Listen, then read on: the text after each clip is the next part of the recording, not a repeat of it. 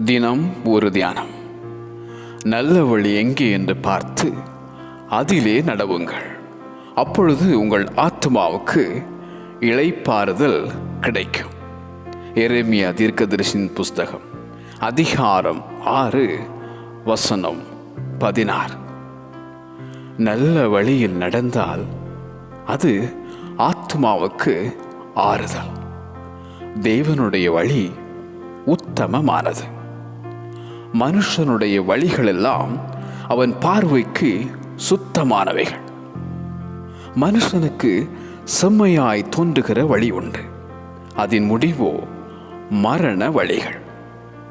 கேட்டுக்கு போகிற வாசல் விரிவும் வழி விசாலமுமாயிருக்கிறது, அதன் வழியாய் பிரவேசிக்கிறவர்கள் அநேகர். ஜீவனுக்கு போகிற வாசல் இடுக்கமும் வழி நெருக்கமுமாயிருக்கிறது, அதை கண்டுபிடிக்கிறவர்கள் சிலர். நானே வழியும் சத்தியமும் ஜீவனுமாயிருக்கிறேன் என்றார் இயேசு. வழிகாட்ட வந்தவர் நீ நடக்க வேண்டிய வழியை உனக்கு காட்டுவார்.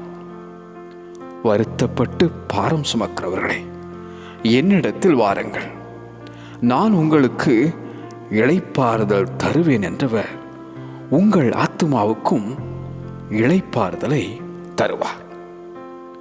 நல்ல வழி எங்கே என்று பார்த்து அதிலே நடவுங்கள். அப்பொழுது உங்கள் ஆத்துமாவுக்கு இளைப்பாறுதல் கிடைக்கும். நல்ல வழி எங்கே என்று பார்த்து அதிலே நடவுங்கள். அப்பொழுது உங்கள் ஆத்துமாவுக்கு இளைப்பாறுதல் கிடைக்கும். ஆமென்.